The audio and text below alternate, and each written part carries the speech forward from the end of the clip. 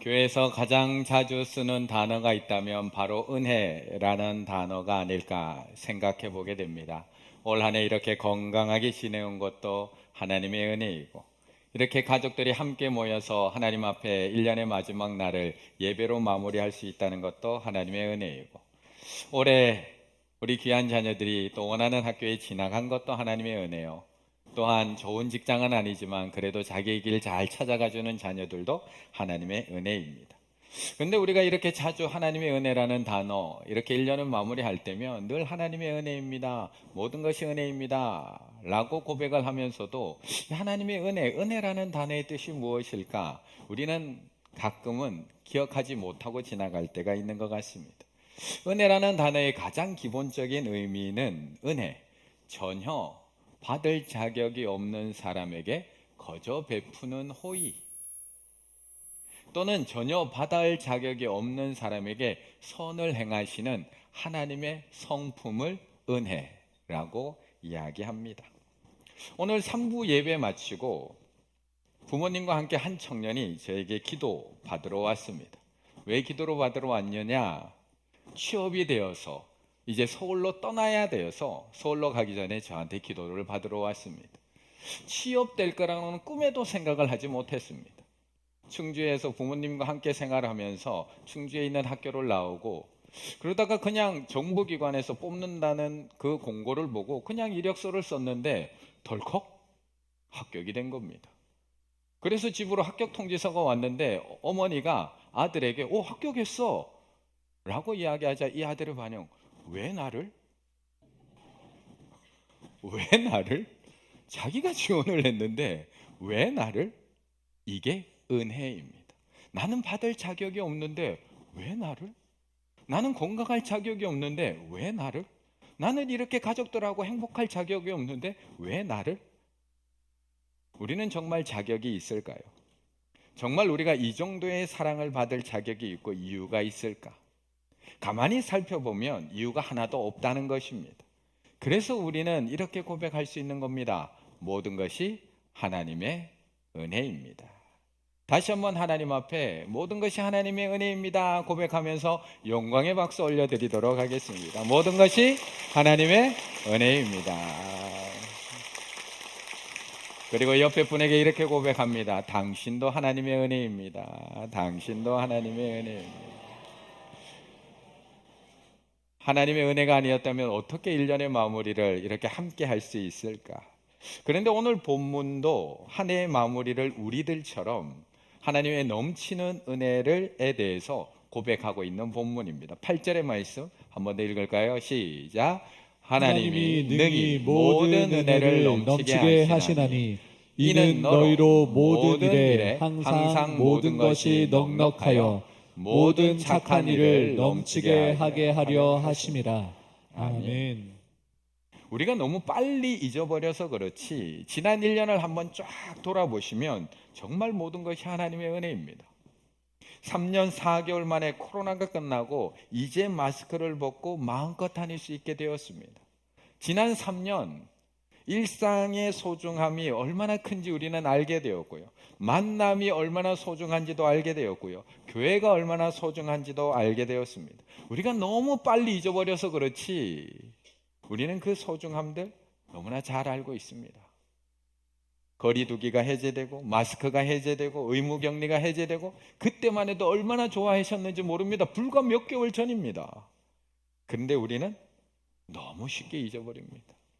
왜 이렇게 쉽게 잊어버릴까요? 분명 오늘 8절에 보면 하나님이 능히 모든 은혜를 넘치게 하시나니 이는 너희로 모든 일에 항상 모든 것이 넉넉하여 모든 착한 일을 넘치게 하려 하심이라고 말씀하고 있는데, 오늘 본문에서 무려 모든이라는 단어를 4번이나 사용을 하면서 정말 모든 것이 하나님의 은혜예요. 모든 일이 하나님의 은혜예요. 하나님께서 모든 것을 넉넉하게 부어주셨어요 라고 이야기하고 있는데 우리는 불과 몇 개월 만에 왜 이렇게 쉽게 잊어버리는 것일까? 받은 은혜를 자꾸 잊는다면 봐야 하는 글이 있다라고 이야기를 합니다. 하나님은 회개한 죄를 잘 지우시지만 우리는 받은 은혜를 너무 잘도 지웁니다. 예배를 통해서 뜨겁게 은혜를 받아도 돌아서면 금방 잊어버리는 것이 우리들입니다. 왜 자꾸 이런 일이 일어날까요? 왜 자꾸? 꿈이 아무리 생생해도, 밤에 꿈을 아무리 생생하게 꾸어도 금방 잊히는 것은 현실이 아니기 때문에 그렇습니다. 은혜가 쉽게 잊혀지는 이유는 당면한 삶의 상황이 하나님의 살아계심보다 더 현실성 있게 나에게 느껴지기 때문에 우리는 금방 잊어버리는 겁니다. 하나님의 말씀보다 내 생각이 더 현실성 있게 느껴지기 때문이고, 예배에서 받은 은혜보다 집으로 돌아온 일상의 현실이, 은혜 실컷 받고 집에 들어가는 순간 나에게 찾아온 그 현실이 더 크게 느껴지기 때문입니다. 이렇게 예배 드리는 이 시간에도 옆에 앉아있는 이 아이들 보면 얼마나 은혜가 되는지 모릅니다. 이렇게 건강하게 커준 것만도 은혜이고, 또 이렇게 송구 영신 예배 가자고 하니까 그래도 입은 이만큼 나와 있지만 그래도 엄마 아빠 따라서 여기까지 와준 게 은혜이고, 더 욕심부리면 안 되지, 더 바라면 안 되지, 이게 은혜지, 이게 은혜지 라고 고백을 하다가 금방 집에 들어가서 애방 딱 열어보는 순간 그 어질러진 현실을 보면서 또 그 은혜를 잊어버리는 게 우리들이라는 겁니다. 이처럼 일상의 현실이 더 크게 느껴지기 때문에 우리는 늘 받은 은혜를 잊어버리고 살아가게 된다. 하지만 하나님께서는 이런 연말의 송구 영신 예배를 통해서 그 은혜를 다시 기억나게 하십니다. 아, 모든 것이 다 하나님의 은혜였구나. 내가 당연한 듯 누려왔던 이 모든 것들 다 하나님의 은혜였구나. 내가 이렇게 건강할 수 있는 것, 내가 오늘도 예배의 자리로 나올 수 있는 것, 내가 오늘도 호흡할 수 있는 것, 내가 찬양할 수 있는 것, 내 옆에 있는 내 자녀 손 잡아줄 수 있는 것, 함께 기도할 수 있는 것, 정말 이 모든 것이 너무나 큰 하나님의 은혜였구나.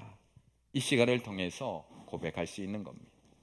그렇다면 하나님께서는 우리에게 왜 이렇게 큰 은혜를 넉넉히 부어주시는 걸까요? 받을 자격도 없고 이유도 없고 누릴 자격도 없는 우리에게 왜 하나님은 이렇게 모든 은혜, 모든 일에 모든 것을 넉넉하게 부어주시는 걸까? 8절 또 한번 읽을까요? 시작. 하나님이 능히 모든 은혜를 넘치게 하시나니 이는 너희로 모든 일에 항상 모든 것이 넉넉하여 모든 착한 일을 넘치게 하게 하려 하심이라. 아멘. 사실 은혜에는 이유가 없습니다. 내가 받을 만한 자격이 있는 것도 아닌데 주신 것이기 때문에 은혜에는 자격도 조건도 이유도 없습니다. 단지 사랑하기 때문에 주신 겁니다. 그런데 하나님께서 우리에게 은혜를 부어주실 때는 항상 넉넉하게 부어주시는 것을 성경을 통해서 끊임없이 알 수가 있습니다. 방금 읽었던 고린도후서 9장 8절에도 이는 너희로 모든 일에 항상 모든 것이 넉넉하여, 시편 65편 10절에도 주께서 밭고랑의 물을 넉넉히 데워주신다. 요한복음 10장 10절에도 내가 온 것은 양으로 생명을 얻게 하는데 어떻게 해요? 더 풍성히 얻게 하려는 것이라. 마태복음 14장 오병이어의 그 역사의 그 기적에도 딱 맞춰져 주시지 않습니다. 다 배불리 먹고 남은 조각을 주십니다. 다 배불리 먹고 남은 조각 7광주리를 또 주십니다. 이처럼 하나님은 우리에게 은혜를 부으시되 넉넉히 부어주십니다.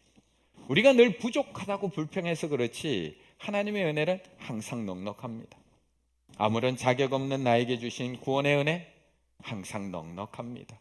그래서 우리가 실수하고 넘어지고 또 죄 가운데 있어도 그 은혜가 그것을 덮어버리는 겁니다. 항상 우리가 버리는 그 쓰레기 양을 한번 보세요. 우리가 배출하는 오염 물질에 비하면 우리가 누리고 살아가는 이 자연 은혜 항상 너무 넉넉합니다. 우리가 행하는 악한 행실을 한번 보세요. 우리가 올 한 해도 내뱉었던 악한 말들, 다툼에 비하면 우리가 이렇게 평화롭게 살아갈 수 있는 거 너무나 큰 은혜 아닌가요? 은혜는 너무 넉넉합니다. 하나님은 하나님을 알지 못하는 아브라함을 아무 조건 없이 부르십니다. 그리고 그에게 은혜를 주십니다. 아무런 자격도 아무런 조건도 없는 그를 하나님의 자녀로 삼아서 복을 주십니다. 그 이야기가 창세기 12장 2절의 말씀입니다. 내가 너로 큰 민족을 이루고 내게 복을 주어 내 이름을 창대하게 하리니 너는 복이 될지라. 그런데 아브라함에게 그냥 복만 주시는 것이 아니라 넉넉히 부어주십니다. 넉넉히. 창세기 13장 2절 아브라함의 가축과 은과 금이 풍부하였더라. 넉넉히 주십니다. 나중에는 조카 롯과 함께 살아갈 수 없을 정도로, 동거하지 못할 정도로 넉넉히 은혜를 부어주십니다. 그리고 거기서도 끝나지 않습니다. 창세기 13장 17절, 너는 일어나 그 땅을 종으로 행으로 두루 다녀보라. 내가 그것을 너에게 주리라. 아브라함에게 왜 이렇게 넉넉한 복을 부어주시냐는 겁니다. 아무런 조건도 없는데, 아무런 이유도 없는데, 아무런 자격도 없는데 왜 이렇게 많은 은혜를 계속 부어주시냐고요, 우리들에게. 결국 그 이유는 12장 3절에서 정확하게 말씀하시는 거거든요. 같이 읽습니다. 너를 축복하는 자에게는 내가 복을 내리고 너를 저주하는 자에게는 내가 저주하리니 땅의 모든 족속이 너로 말미암아 복을 얻을 것이라 하신지라. 아멘. 너만 그 은혜 누리라고 부어주시는 게 아니라 넉넉히 부어주시는 이유는 단 하나, 흘려보내라는 겁니다. 너를 통해 복을 받게 하라는 겁니다. 너를 통해 그 하나님의 은혜를 누리게 하라고 우리에게 넉넉히 부어주신다고 말씀합니다. 마지막 한번 8절 마지막으로 한번 읽을까요? 시작. 하나님이 능히 모든 은혜를 넘치게 하시나니 이는 너희로 모든 일에 항상 모든 것이 넉넉하여 모든 착한 일을 넘치게 하게 하려 하심이라. 아멘. 흘러가게 하시려고, 너를 통해서 넘치게 하시려고. 오늘 오전에 말씀을 나누다가 멈추었던 하형록 목사님 이야기입니다. 하영록 목사님이 쓰신 그 페이버라고 하는 책에 보면 자신의 그 죽음을 넘나들었던 시간에 대해서 이렇게 기록해 놓았습니다.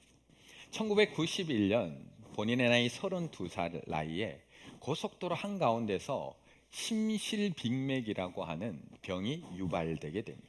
그리고 그 고속도로 한가운데서 의식을 잃게 됩니다. 한창 일할 나이인 32살에 심장 이식이 하지 못하면 죽게 되는 환자가 되어버렸습니다. 그렇게 심장 이식 신청을 해놓고 기다린 지 딱 2년, 심장병동 환자 중에 절반은 심장 이식을 기다리는 중에 사망하게 된다고 합니다. 왜요? 맞는 심장, 그거 기다리다가 그것을 찾지 못해서 결국 절반은 심장을 찾지 못하고 죽게 된다고 합니다. 그런데 2년 만에 자신과 딱 맞는 심장을 발견했습니다. 드디어 2년이나 기다린 심장을 만난 그날 얼마나 기뻤겠습니까? 얼마나 행복했을까요? 그런데 바로 그날, 바로 옆 병실에 생명부지, 이름도 알지 못하는 여인이 심장 수술을 당장 하지 않으면 이틀 안에 죽는다라는 이야기를 듣게 됩니다. 그 장면을 이렇게 이야기해 놓았습니다. 내 것과 똑같은 심장을 못 찾는다면 옆 병실의 저 여자 환자는 정말 이틀 안에 죽습니까? 의사가 대답합니다. 그렇습니다. 만일 제가 오늘 이식 수술을 받지 못하면 저는 얼마나 더 살 수 있을까요? 일주일입니다. 아니요, 잘 견뎌주면 한 달까지는 견딜 수 있을 것 같습니다. 마음속 깊은 곳에서 그 시간 다른 목소리가 들려옵니다. 죽어가는 저 여인에게 내 그 심장을 주어라. 그 심장이 필요하다. 라는 음성이 들립니다. 그래서 하영록 대표가 그 의사에게, 그녀에게 이 심장을 주십시오. 라고 양보하게 됩니다. 그 당시 호흡마저 곤란했던 그에게 남아있는 시간은 짧게는 일주일, 길면 한 달. 그런데 그때부터 이 하영록 목사님의 삶에는 기적이 시작이 됩니다. 그리고 지금은 3번째 심장을 달고 회사를 운영하고 있습니다. 2번 더 심장 이식 수술을 받았다는 겁니다. 그리고 회사도 세계적으로 가장 큰 회사, 건축 설계 회사로 성장시켜 나가고 있을 뿐만 아니라 그 하나님의 은혜, 그 하나님의 은혜를 페이버, 영어로 페이버라고 표현을 하면서 이 페이버를 증거하며 다니고 있습니다. 그 하나님의 은혜 페이버를 이 책에서는 이렇게 우리에게 소개합니다. 페이버. 성경에서는 이 단어를 은혜 혹은 은총이라고 번역을 합니다. 그런데 아무리 봐도 은혜는 페이버의 정확한 번역이라고 볼 수는 없습니다.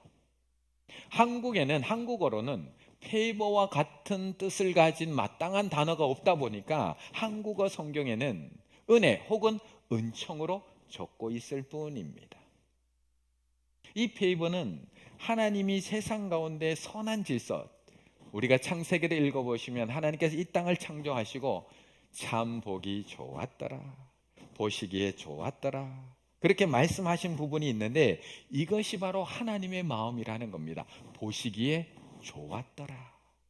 그런데 하나님의 피조물이자 친구이자 하나님의 자녀인 우리에 대해서도 하나님은 참 보기에 좋은 사람을 찾고 계신다는 겁니다. 참 보기에 좋은 사람. 야, 참 보기 좋다. 그 보기에 좋은 것이 천지 창조와 같은 하나님 나라의 질서가 있는 것, 즉 하나님의 마음으로 내 몸과 같이 이웃을 사랑하고 희생하며 천지 창조와 같은 하나님 나라의 선한 질서를 지켜 나가는 것을 말하고, 이런 일을 하는 사람이 하나님 보시기에 좋은 사람, 바로 그 사람이 페이버, 하나님의 은혜가 있는 사람이라고 이야기하는 겁니다. 그렇다면 우리 충일교회가 하나님 보실 때에 좋은 것이 무엇일까요? 불과 이제 몇 분 있으면 50주년을 맞이하는 우리 충일교회가 하나님이 보시기 좋은 교회, 페이버, 하나님의 은혜가 있는 교회가 되는 길이 무엇일까요? 8절을 한 번 더 보실까요? 8절에서 이렇게 얘기합니다. 하나님이 능히 모든 은혜를 너에게 넘치게 하시나니 이는, 그 이유는 너희로 모든 일에 항상 모든 것이 넉넉하여서 모든 착한 일을 넘치게 하게 하려 하심이라. 이게 우리에게 은혜를 주신 이유라는 겁니다. 우리에게 복을 주신 이유라는 겁니다. 우리를 창조하시고 우리를 지으신 이유라는 겁니다. 하나님이 넉넉히 부어주신 은혜를 흘려보내는 교회, 하나님께서 넘치도록 부어주신 그 은혜를 우리만 누리지 않고 착한 일을 통해서 넉넉히 우리 이웃들에게 흘려보내는 교회가 바로 그 페이버, 하나님께서 보시기에 좋은 교회, 은혜가 있는 교회가 되는 길이라고 말씀하고 있는 겁니다. 그래서 50주년을 맞은 우리 충일교회 올해 표어가 뭐라고요? 충주를 품는 충일교회. 뭐라고요? 충주를 품는 충일교회. 제가 충주를 품는 충일교회 한번 연습해 볼까요? 충주를 품는, 충주를 품는, 충주를 품는, 이렇게 되어야 한다는 겁니다. 그런데 어떻게 하면 우리가 충주를 품을 수 있을까? 어떻게 하면 하나님 보시기에 좋은 은혜가 넘치는 교회가 될 수 있을까? 어떻게 하면 50년 동안 우리가 받기만 했던 은혜를, 지금도 더 받고 싶은 그 은혜를 어떻게 손을 펴서 충주 땅에 흘려보낼 수 있을까요? 그것을 위해서 올 한 해 중반부터 우리 50주년 준비팀에서 1년 동안 계속해서 기도하면서 준비한 프로젝트가 있습니다. 제목하여 충주를 품는 무슨 챌린지? 착한 교회 챌린지. 무슨 챌린지요? 착한 교회 챌린지. 아까 그 말씀이 기초가 됩니다. 모든 착한 일을 넘치게 하게 하려 하심이라. 착한 교회 챌린지. 한 장 넘겨주시면 이제 우리 교회에 있는 50개 기관과 충주에 있는 50개 기관을 연결하게 될 겁니다. 우리가 착한 일을 해야지, 충주를 품어야지 라는 구호는 얼마든지 할 수 있는데 구체적으로 어떻게 해야 될지는 우리가 잘 모릅니다. 그것을 50주년 준비팀에서 지금 준비하였고요, 이제 시작하게 될 겁니다. 지금 교회 내에 있는 교회 외부에 있는 충주에 있는 50개 기관은 어느 정도 지금 선별이 거의 끝나가고 있습니다. 이제는 1월 첫 주부터 우리 교회 안에 있는 50개 기관을 또 선정하게 될 겁니다. 그래서 그 50개 기관과 50개 단체를 연결하게 될 겁니다. 그러면 그 기관들이 이제 하나하나 돕기를 시작하게 됩니다. 한 장 넘겨주시고요. 이것을 위해서 우리 충일교회는 일단은 시드머니로 5천만 원의 예산을 세워놨습니다. 5천만 원 작다고 생각하시는 분도 있고요, 많다고 생각하시는 분도 있습니다. 하지만 말 그대로 시드머니입니다. 각 기관과 그리고 돕는 단체에 따라서 그 금액을 어느 정도 조금씩은 조절해서 전달해 드리겠지만, 일단 그 선정된 기관에서 단체를 도울 때 이것을 시드머니로 해서 돕기를 시작하시면 됩니다. 그런데 돕다 보면, 사람이 돕다 보면 도울 일이 또 보입니다. 돕다 보면 도울 일이 또 보입니다. 처음에는 요거 하나 해줘야지 했다가 그 다음에는 이만한 일이 오고 또 일이 또 생깁니다. 그럴 때면 또 그 기관 안에서 같이 기도하며, 또 때로는 힘을 모으기도 하고, 또 때로는 재정을 모으기도 하면서 열심히 올 한 해 그 기관을 도와보는 겁니다. 예를 한번 들어보면 이런 것들입니다. 우리 충일교회 청년부가 있습니다. 근데 교통대회 내 CCC라는 크리스천 단체가 있습니다. 동아리가 있습니다. 근데 요즘 대학 동아리들이 활성화가 안 돼 있습니다. 코로나 이후에 대학 동아리들이 거의 다 사라졌습니다. 근데 우리 아이들은 대학에 진학을 하는데 믿음 생활을 해야 되는데 이 아이들을 어떻게 지원하나? 우리 청년부가 만약에 손을 잡게 된다면 우리 청년부가 그 지원금을 가지고 가서 이 동아리 활동 홍보를 지원하게 되고, 또한 동아리 활동을 지원하며 그들과 교류하면서 그들의 신앙, 그들을 잘 돕게 되는 겁니다. 또 하나의 예를 한번 살펴보자면, 우리 여전도회가 만약에 충주시 환경관리과하고 매칭이 됩니다. 얼마나 우리 충주시를 위해서 수고해 주는 분들인지 모릅니다. 우리가 할 수 있는 일 뭐가 있을까요? 따뜻한 밥 한 그릇 대접해 드리는 일, 정말 따뜻한 마음을 가지고 사랑으로 정말 지극히 맛있는 밥 한 그릇 대접해 드리는 일, 그거 하나만으로도 너무 귀한 일 아닌가요?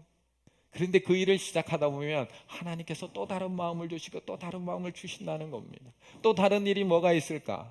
우리 충주 안에 미자리 교회도 너무 많습니다. 만약에 남성교회하고 매칭이 되면, 뭐 이남성교회, 삼남성교회하고 어느 교회가 매칭이 된다면 그 교회에 필요한 것이 무엇인지, 무엇을 고쳐드려야 되는지, 여름에는 덥지는 않은지, 겨울에는 춥지는 않은지, 그것들을 알아보며 어떤 것을 돕는 것이 가장 좋은 것인지 그것을 알아가게 될 겁니다.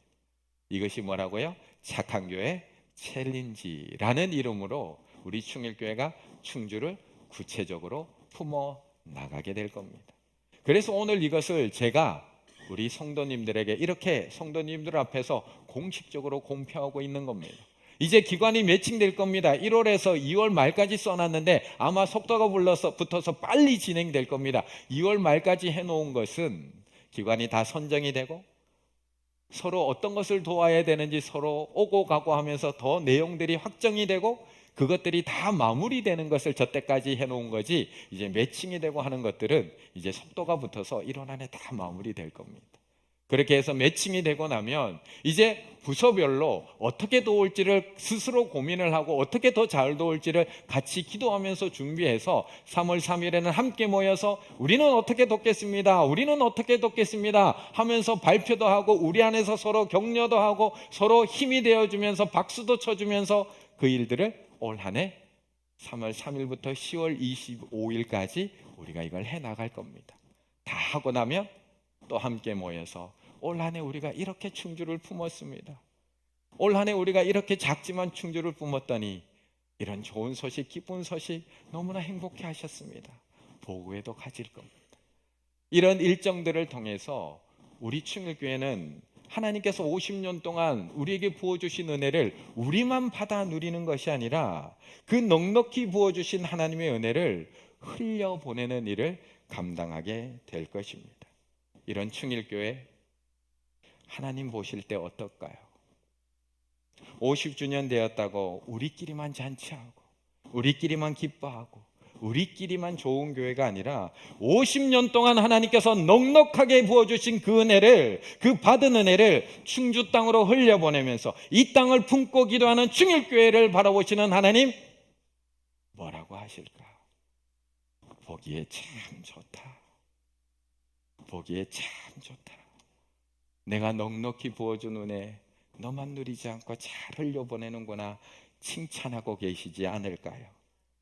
우리는 하나님 칭찬 하나면 다 되는 사람들 아닌가요? 무슨 칭찬이 더 필요하신가요? 충일교회 50년이 우리만 보기 좋은 한 해가 아니라 하나님 보실 때에 너무 좋은 한 해, 우리에게 부어주신 넉넉한 은혜, 그 페이버의 은혜가 넘쳐 흐르는 교회, 그 은혜로 충주 땅을 품고 하나님의 이름만을 드러내실 수 있는 우리 충혈의 가족들 다 되시기를 간절히 바라겠습니다.